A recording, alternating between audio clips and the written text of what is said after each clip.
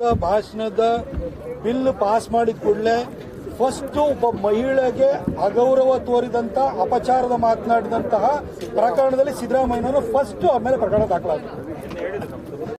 ನಿಜವಾದ ದಲಿತ ವಿರೋಧಿಗಳು, ಅಂಬೇಡ್ಕರ್ ವಿರೋಧಿಗಳು, ಅಂಬೇಡ್ಕರ್ ಅವರಿಗೆ ಅವಮಾನ ಮಾಡಿದವರು ಯಾರು, ಅಂಬೇಡ್ಕರ್ ಅವರು ಮನನೊಂದು ಅವರು ಸಂಪುಟಕ್ಕೆ ರಾಜೀನಾಮೆ ಕೊಡುವಂಗೆ ಮಾಡಿದವರು ಯಾರು, ಇದ್ರ ಬಗ್ಗೆ ರಾಜ್ಯದ ಜನತೆಗೆ, ರಾಜ್ಯದ ಮೂಲೆ ಮೂಲೆಗೂ ಹೋಗಿ ನಾವು ಒಂದು ಜಾಗೃತಿ ಅಭಿಯಾನವನ್ನು ಈ ಭೀಮನಡೆ ಕಾರ್ಯಕ್ರಮದ ಮುಖಾಂತರವಾಗಿ ಮಾಡ್ತಾ ಇದ್ದೀವಿ.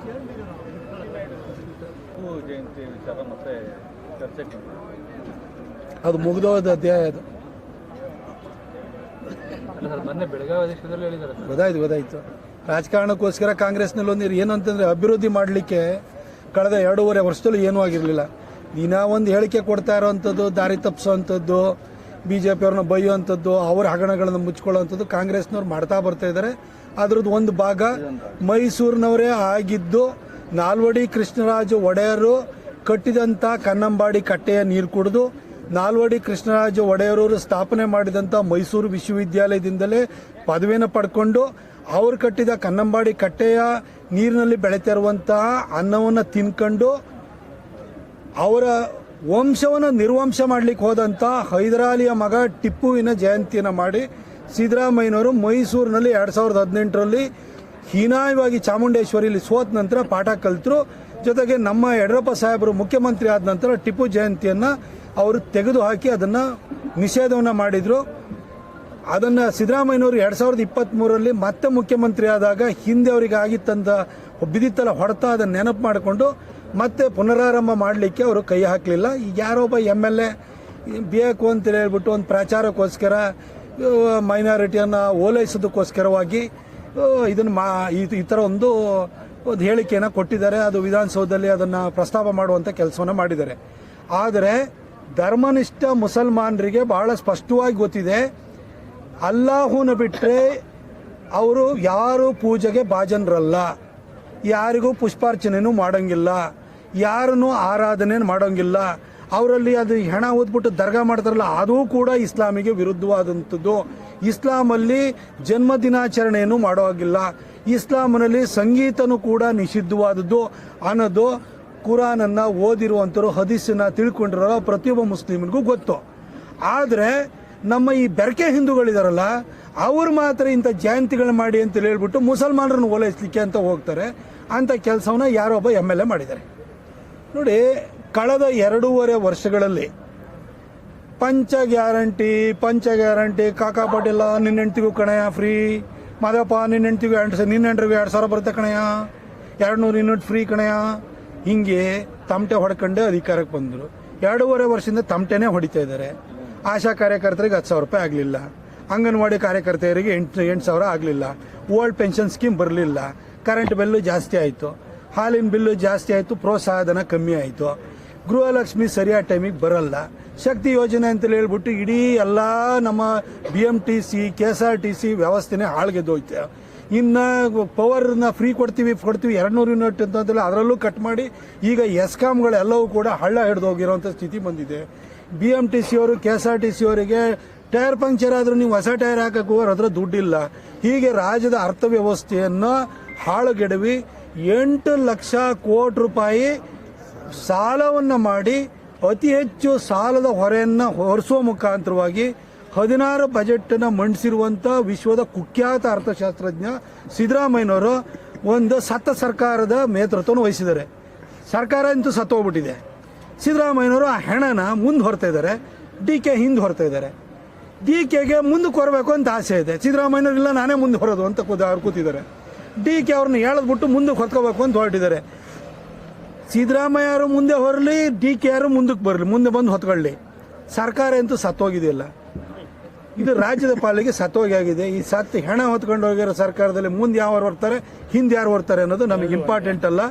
ಈ ಸರ್ಕಾರ ತೊಲಗಬೇಕು, ಈ ಪ್ರಕಾರ ತೊಲಗಿಸ್ಬೇಕು, ತೀರಿಸ್ಬೇಕು ಅಂತ ರಾಜ್ಯದ ಜನತೆ ತೀರ್ಮಾನ ಮಾಡಿದರೆ 5 ವರ್ಷ ಕೊಟ್ಬಿಟ್ಟಿದೀವಲ್ಲ, 140 ಸೀಟ್ ಬೇರೆ ಬಂದ್ಬಿಟ್ಟಿದಾವಲ್ಲ, ಬೈ ಎಲೆಕ್ಷನ್ ಸೇರಿದಂತೆ ಆ ಸೀಟನ್ನು ಗೆದ್ದಿದಾರಲ್ಲ, ಏನು ಬಾಯಿ ಮುಚ್ಕೊಂಡು ಕೂತಿದ್ದಾರೆ. ಇನ್ನು 2.5 ವರ್ಷ ಜನ ನೀವು ಮಾಡಿರೋ ತಪ್ಪಿಗೆ ನೀವು ಅನುಭವಿಸ್ಬೇಕು, ಪಾಠ ಕಲಿಬೇಕು. BJP ಅವರು ನಾವು ಒಂದೊಂದ್ಸರಿ ಮೈ ಮರೆತು ಬಿಡ್ತೀವಿ, ಯಾಮಾರು ಬಿಡ್ತೀವಿ.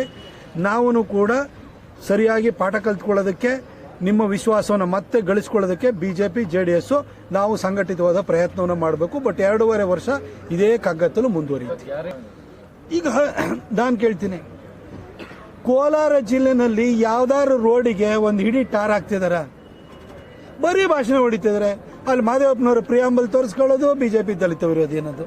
ಸಿದ್ದರಾಮಯ್ಯನವರು ಅಲ್ರಿ ಏನು ಮಾತಾಡ್ತಿರ್ರಿ, 16 ಬಜೆಟ್ ಮಂಡಿಸಿರುವಂಥ ಒಬ್ಬ ವಿತ್ತ ಸಚಿವರು ಅವರೇ. ವಿತ್ತ ಸಚಿವರು ಎಲ್ಲದಕ್ಕೂ ಕೂಡ ಎನಿ ಫೈನಾನ್ಷಿಯಲ್ ಮಿಸ್ಅಪ್ರೋಪ್ರಿಯೇಷನ್ ಆದರೆ ಅವರೇ ಅದಕ್ಕೆ ಹೊಣೆಗಾರರಾಗಬೇಕಾಗುತ್ತೆ. ನಮ್ಮ ಆನೇಕಲ್ ನಾರಾಯಣ ಸ್ವಾಮಿ ಅವರು ಹೇಳಿದರು, 40,000 ಕೋಟಿಗಿಂತ ಜಾಸ್ತಿನ SCP ಮತ್ತು ಸ್ಪೆಷಲ್ ಕಾಂಪೊನೆಂಟ್ ಪ್ರೋಗ್ರಾಮ್ ಮತ್ತು ಟ್ರೈಬಲ್ ಸತ್ಪ್ಲಾನ್ SCP TSP ಫಂಡನ್ನು ಗ್ಯಾರಂಟಿ ಸ್ಕೀಮಿಗೆ ಡೈವರ್ಟ್ ಮಾಡಿದ್ದಾರೆ.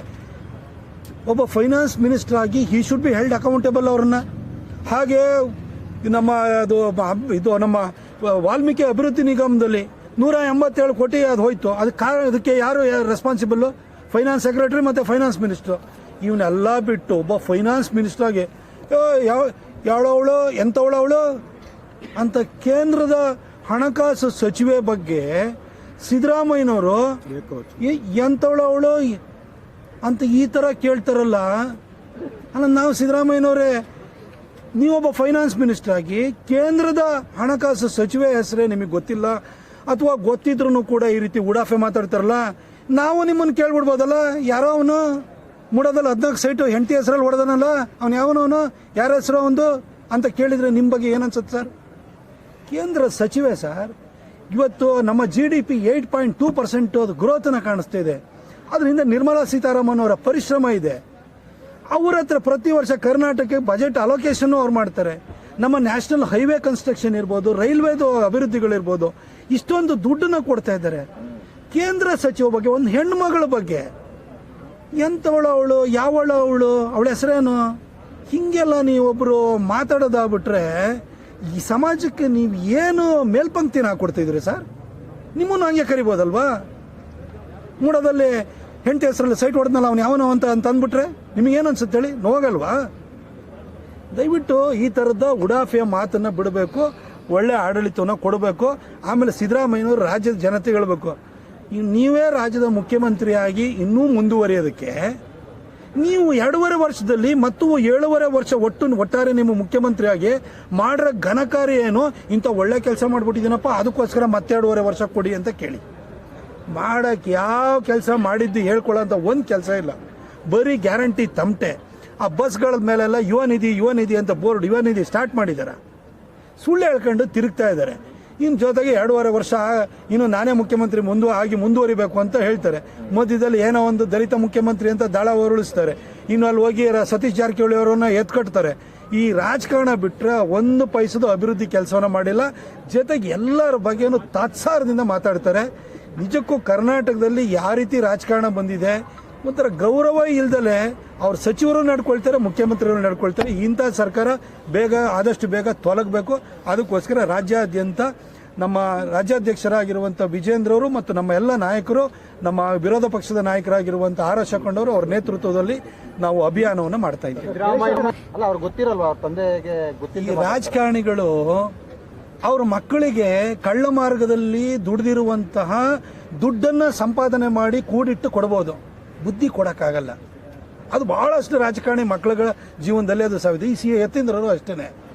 ಅವರ ಅಪ್ಪ ಮೊದಲನೇ ಸರಿ ಮುಖ್ಯಮಂತ್ರಿ ಆಗಿದ್ದಾಗ ಆ ಒಂದು ಏನೋ ಮ್ಯಾಟ್ರಿಕ್ಸ್ ಏನೋ ಒಂದು ಇದನ್ನ ಲ್ಯಾಬ್ಗಳನ್ನು ಗೌರ್ಮೆಂಟ್ ಹಾಸ್ಪಿಟಲಲ್ಲಿ ಅವ್ರದ್ದು ಲ್ಯಾಬ್ಗಳನ್ನು ಮಾಡಲಿಕ್ಕೆ ಅಂತ ಹೇಳ್ಬಿಟ್ಟು ಅದರಲ್ಲಿ ಹೊಡ್ಕೊಂಡ. ಆಮೇಲೆ BDAದು ಸೈಟ್ ಹೊಡ್ಕೊಂಡ. ಇವಾಗ ಹೋದ್ರೆ ನೋಡ್ರೆ ಅವ್ರ ತಾಯಿ ಹೆಸರಲ್ಲಿ 14 ಸೈಟ್ ಹೊಡ್ಕೊಂಡ್ರೆ. ಈ ಮಂಚೆ ಅವ್ರ ಅಪ್ಪ ಮುಂದುವರಿತಾ ಇದ್ರೆ ತನ್ನ ಜೋಳಿಗೆ ತುಂಬುತ್ತೆ ಅಂತ ಹೇಳ್ಬಿಟ್ಟು ಈ ರೀತಿ ಹೇಳಿಕೆ ಕೊಡ್ತಾ ಇದ್ದಾರೆ ಅಷ್ಟೇ. ಮಗನ ಕೈಯಲ್ಲಿ CM ಬಹಳ ಜನಕ್ಕೆ ಹೇಳಿಸ್ತಾ ಇದ್ದಾರೆ. ಬಹಳ ಜನಕ್ಕೆ ಹೇಳಿಸಿ ಕೆಲವ್ರದ್ದು ಮಂತ್ರಿ ಪದವಿನೂ ಕಳ್ಕೊಂಡಂಗೆ ಮಾಡಿದ್ರು. ಎಲ್ಲ ಕಡೆ ಸುಮಾರು ಕಡೆ ಹೇಳಿಸ್ತಾ ಇದ್ದಾರೆ. ಪಾಪ ಅಲ್ಲಿ ಬೆಳಗಾಂ ರಾಜಕಾರಣದಲ್ಲೂ ಕೂಡ ಅಲ್ಲಿನೂ ಕೂಡ ಜಾರಕಿಹೊಳಿ ಅವ್ರನ್ನೂ ಎತ್ಕಟ್ತಾರೆ, ಎಲ್ಲರನ್ನೂ ಎತ್ಕಟ್ತಾರೆ. ಒಟ್ಟಿಗೆ ಅವರಿಗೆ ರಾಜಕಾರಣ ಮಾಡಕ್ ಬಂದಿದ್ದಾರೆ ಹೊರತು ಅಭಿವೃದ್ಧಿ ಮಾಡ್ಲಿಕ್ಕೆ. ಅಗೌರವದ